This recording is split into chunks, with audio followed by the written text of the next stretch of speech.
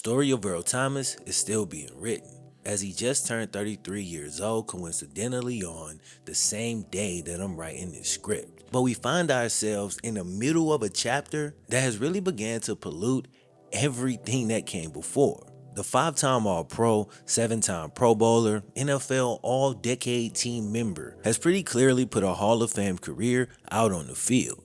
And I actually disagree with the way that this works, but his off-the-field issues might end up pushing him down balance. Late in Earl's career, he showed a real inability to deal with change. The way he left Seattle, the way he was ousted in Baltimore. With Earl, things have just not ended well as he's continued to struggle anytime there's major change. Roster changes in Seattle or just running a different defense in Baltimore. And we all fall victim to this as we can get pretty rigid in the way that we like things, you know? So I guess it shouldn't be a huge surprise that Earl is having issues dealing with two of the biggest changes in any man's life: retirement and divorce.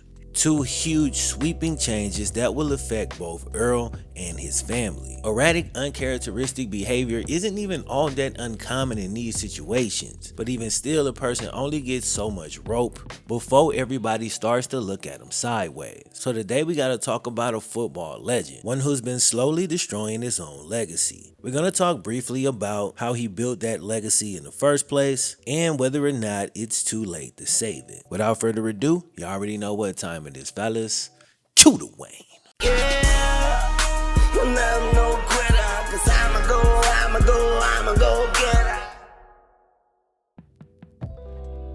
If this is your most memorable moment of Earl Thomas, you may or may not be surprised to know he was actually a church kid. His granddad, Earl Thomas Sr., was actually the founding pastor of the 6th Street Community Church, a place where Earl Thomas III grew up playing drums and the organ. He played a Sunday service, prayer meeting, Bible study, that's how he grew up. This was a practice that he actually continued through much of his college career as well. As former Longhorns quarterback Colt McCoy acknowledged that Earl would sometimes miss Sunday workouts for this very reason. Earl was extremely focused on his main goal though, and that was making it to the NFL. As a 3-year starter in high school, dude did everything he could to make that dream a reality. He was an all-state player for 3 straight years while playing defensive back, running back, and wide receiver. By the time his high school career was done, dude had amassed 112 tackles, 11 picks, over 1,800 rushing yards, and over 2,000 receiving yards. The only thing holding him back was SAT scores. One of his high school teammates recalled Earl telling him right before his final attempt at qualifying for college, "Man, if I pass this score,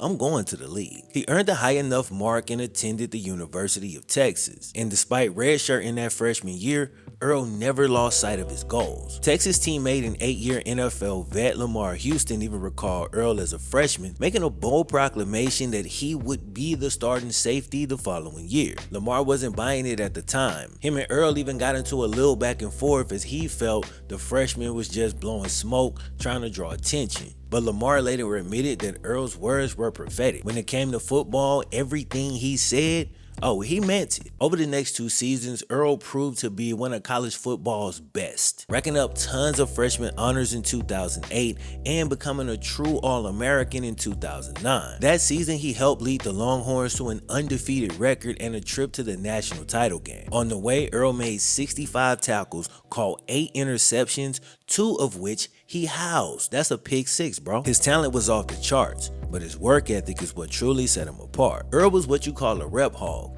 Dude wanted every single rep he could get. When he wasn't playing the drums or the trumpet or the organ in church, and he did manage to make it to voluntary workouts, Colt McCoy said Earl would keep them out there late into the night, trying to get more and more reps. Dude was fully committed to the game. He wanted to be the absolute best. At his pro day, Earl came in at 5'10", 208 pounds, and recorded a 4.37 40. He came out a year early, but was still taken 14th overall by the Seahawks. Dude was only 20 years old at the time. One of the youngest players in the draft, we talking barely eligible. Seattle was building a cover 3 style of defense that they would soon become famous for. But Earl Thomas, he was the key. They needed a rangy, instinctive free safety in the middle of the field. And in the last, 10, 15 years in in the league, there hasn't been a better option than a prime Earl Thomas to play that role. Before long, Earl would completely master the position. And I can promise you there's not one member of that defense who wouldn't tell you that the Legion of Boom would never exist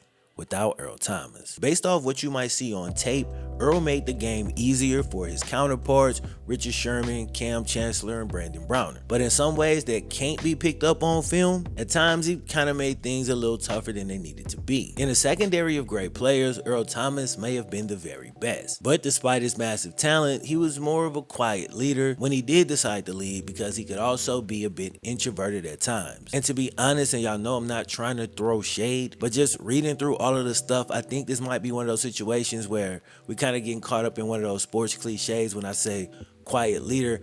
You know, I'm not so sure how much of a leader Earl was on this team. While he may have been the best player in that secondary, from the outside looking in, it kind of seems like Richard Sherman was more of the vocal leader and Cam Chancellor was the big brother, like the actual true leader of that unit. And if that is the case, there's nothing wrong with that. It was perfect, because when you have a big personality like Sherm, right? And then you got like a rock solid cat like Cam Chancellor who just demands respect. He ain't really gotta yell at you. You just kind of know what it is with him. When you have that on the team, Earl's kind of more quiet, more introverted demeanor is not really a big deal, because those personalities will mesh. The issue comes when you remove those other personalities, and now everything that they carried is falling back on Earl. I think that was an uncomfortable position for him. And there's stories of times where Earl would kind of withdraw from the group a bit, and it would be Richard Sherman and Cam Chancellor who would kind of corral him and get him back going. And I love their group dynamic, because we don't even know if this is really true, because Cam Chancellor refused to really talk. He's not really going to speak on it, and Richard Sherman not really going to speak on it unless Earl comes and speaks on it first. So it's a real brotherhood over there, which leads me to my next point. When Earl was 20 years old, he was introduced to a brand new world when he got drafted into the NFL. Fortunately for him, the same year he was drafted, Seattle also drafted Cam Chancellor in the 5th round. Then the very next year, they took Richard Sherman. And even though Earl was drafted first out of these three, he's actually the youngest of them all. And once again, from the outside looking in, it seems that Earl may have kind of taken that little brother role in that relationship. Sharon would probably be like the middle brother, with Chancellor being the oldest. And I don't mean in terms of actual age, I just mean in kind of personalities and the way they act. So curiosity made me check their actual ages and dates of birth, and I was just slightly off, as Richard Sherman was born a mere 5 days before Cam Chancellor. But in the way these cats interacted with each other, I still feel he played the role of the middle brother. So they was all together in Seattle pretty much from day one, and they fought, man, and built that thing up and created the Legion of Boom. And of course there's other members, but I just don't want to stray too far from the main topic. They experienced the highest of highs when they won a Super Bowl together, the lowest of lows when they lost a Super Bowl on, you know, some BS really. Call made by their own organization that seemed more like a political thing as opposed to a football play, and then it went as bad as it could possibly go. They amassed tons of Pro Bowls and All Pros between each other, and then, like all things do, their run came to an end. In March of 2018, Richard Sherman was cut after tearing his Achilles. Then just a few months later, Cam Chancellor announced his retirement due to a serious neck injury. I mean, all neck injuries are probably pretty damn serious, but y'all know what I'm saying. The point is, Earl was essentially left there alone. He was the last man standing in the secondary. He wanted out, or he wanted a payday big enough to help him overlook what he felt was the organization's transgressions. Unfortunately for Earl, he got neither. He wasn't traded, and he didn't get the big contract. He held out of camp,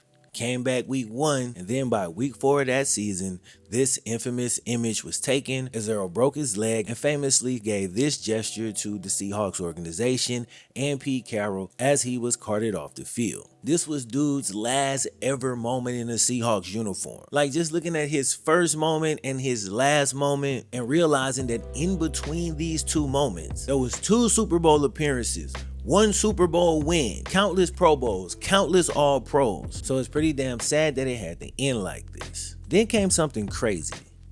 It actually happened again.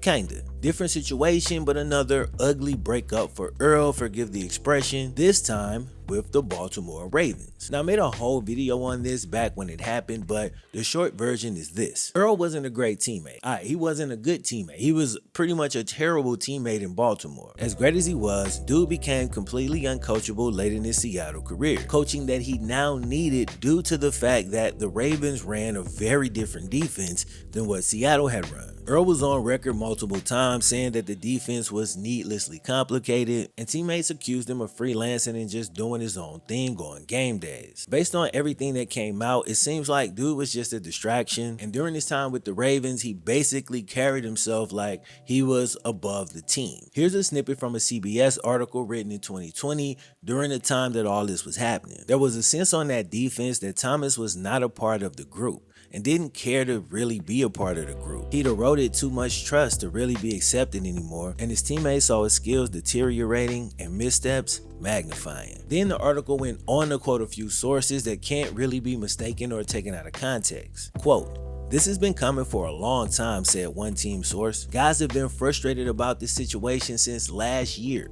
and it was only getting worse. He had to go." Then another quote says, "Easily the most disliked guy in that locker room. Not even close. They put up with a lot last year, but it's all about trying to win a Super Bowl there now. And guys didn't want him around. It was really bad way before the thing with Chuck Clark." Now, if you're wondering who Chuck Clark is and what this thing is they're talking about, Chuck Clark is a young safety on the Ravens roster. He was actually being groomed to be the starter before Earl came, and he's now the starter that Earl is gone. Basically, Chuck Clark, the young player, had to call out Earl Thomas for missing meetings, not paying attention, being late to things. Here's a quick little snippet from an NFL.com article kind of explaining how their altercation started. Earl Thomas complained that he needed more time between practice and meetings. He explained that he was late because he needed to get his car washed. This was just a couple days before Thomas blew a red zone assignment in practice, which prompted Chuck Clark to throw his helmet in frustration. Earl Thomas essentially said,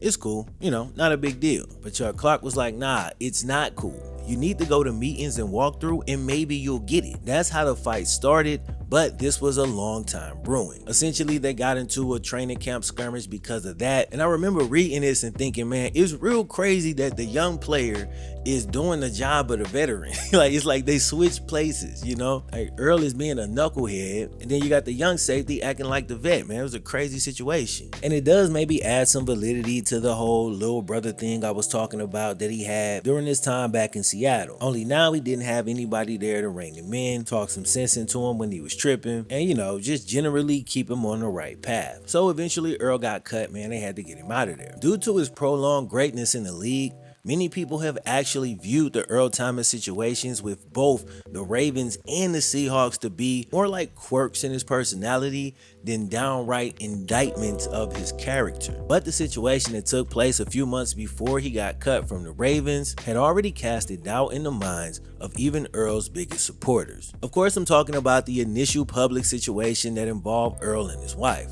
Basically, Earl got into an argument with his wife at home. Earl's brother Seth pulls up to pick him up, and then boom, they drive off. After a little bit of time passes, Earl's wife cools down, and now she's worried. She wants to check his whereabouts. She checks his Snapchat, and this man has uploaded a video of him with another woman. Why is he posting this? Bro, what is his brother thinking? Why would you let him post this? Anyway, she then uses his Snapchat to track his whereabouts, pulls up on him and finds him and his brother in bed with the woman, right? Now, what he doesn't know is that his wife has angrily grabbed his pistol. Is it ironic that her name is Nina, given the weapon of choice that she used when she pulled up on Earl? Sure. But while I can appreciate the irony in that, at the same damn time, an extremely dangerous situation, because not only is she angry and not thinking clearly, which means that she definitely shouldn't be handling a weapon, but she also doesn't really understand how the weapon works, because she takes the clip out but doesn't clear the chamber. Bro, this story could have tragically ended right here. Fortunately, it didn't. But even though it didn't end, doesn't mean it gets better, because it doesn't. Later that year, Nina files for divorce. And divorce can be one of the ugliest things, especially if parts of your relationship was public. Then you add kids into the mix and things could get downright scary. About 5 or 6 months after Earl's ex-wife filed for divorce, there was a warrant issued for Earl's arrest after he allegedly violated a protective court order. So according to the reports, here's what he allegedly did, and hang on because things get progressively worse and they ramp up pretty quickly. So it starts out with Earl just kind of being defiant. After his wife filed for divorce, she also filed for the restraining order, thus the protective court order. So Earl is only supposed to contact her through a co-parenting app that the court or whoever has chosen. But according to Nina, it seems that Earl's been a little bit petty about the situation and refused to download the app, and instead has just been contacting her through regular text messages and calling. So I believe that part of it is actually the violation, and legally that may be the bigger deal. But from the human side of it, the bigger deal is not how he's contacting her, but what he's actually saying. According to the Austin American-Statesman, a major newspaper in Austin, Texas, Earl sent threatening messages to, quote, a woman about, quote, her kids. She said he started sending the threatening messages around mid-April. First, he allegedly said that he'd purchased 2 new handguns. Then he allegedly said that he hoped that if she was in the car with, quote, him and the kids, that he hopes they drive off the road. So it sounds like she already got another dude around, and,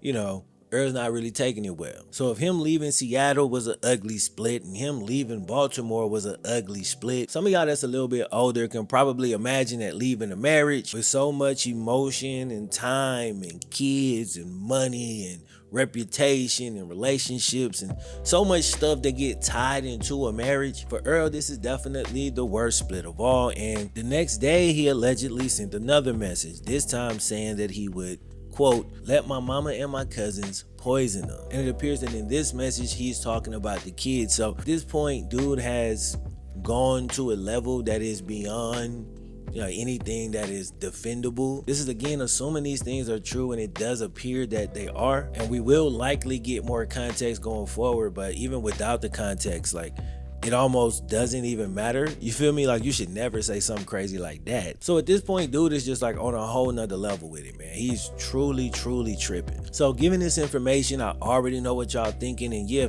we gotta talk about the possibility. So Earl's wife, or ex-wife, Nina, told police that Earl did suffer several concussions in the league and that she thought he might have CTE. As his behavior has gotten more and more erratic, you can actually understand her feeling that way. And some of y'all may remember Earl's Legion of Boom running mate, Richard Sherman, actually had an odd situation where he kind of lost it for a moment here recently. People had to consider CTE in that situation as well, and as much as I know people probably hate it, you do have to consider it anytime you're talking erratic and potentially dangerous behavior from ex-players. But just because they do some wild stuff doesn't just automatically mean that they're dealing with symptoms of CTE. I have to state this every time, but the only way to actually diagnose CTE is after a person has passed. So in the case of Earl Thomas and many others, we hope to not find out for sure until a very long time down the road. But with that said, and I'm gonna come back around to Earl in just a second, Warrant Sapp was on the Pivot podcast recently, and he talked about the fact that he signed up to have his brain donated, and he also spoke on how he has had some issues. He talked about now having to write things down and always being sure to communicate with his wife where he's going, because one time while he was driving, headed to go hang out with some friends, he actually blanked out and had to pull over as he just all of a sudden had no idea where he was going or what he was doing. Scary stuff, bro, but he's still functioning and he's managing things as best he can. What he's not doing in this situation is being overly prideful, and a lot of guys, especially football players, don't want to admit if something is affecting them. So that could be the case with Earl, or it could just be a guy kind of getting older, getting set in his ways, ego perhaps getting a bit inflated due to all the success he's had. Then you have a few bad organizational breakups and then an actual divorce plus a semi-forced retirement, and that's gonna have an adverse effect on pretty much anybody. So with that said, the best we can hope is that Earl is just going through a rough patch. And I ain't even trying to be like Mr. Super Duper positive when it comes to this, but we understand that CTE is a possibility. We also understand that Earl might just be a tyrant at this point, also a possibility, but it's also possible, and I've seen this before. We probably all have if we pay attention. But guys, and not just guys, like people in general, bro, they go through dark patches and rough patches in life. And again, going back to the Richard Sherman situation, dude was going through a dark patch, but he's proof, like recent proof, because there's a ton of proof out here. But this is some recent proof that is related to the subject that you can have a little bit of a rough patch and bounce back. Richard Sherman has got his podcast going, and he's in talks to join Amazon's NFL coverage this coming season. So as you can see, he's gotten himself back into the win column, and there's no reason to believe that Earl Thomas can't do the same thing.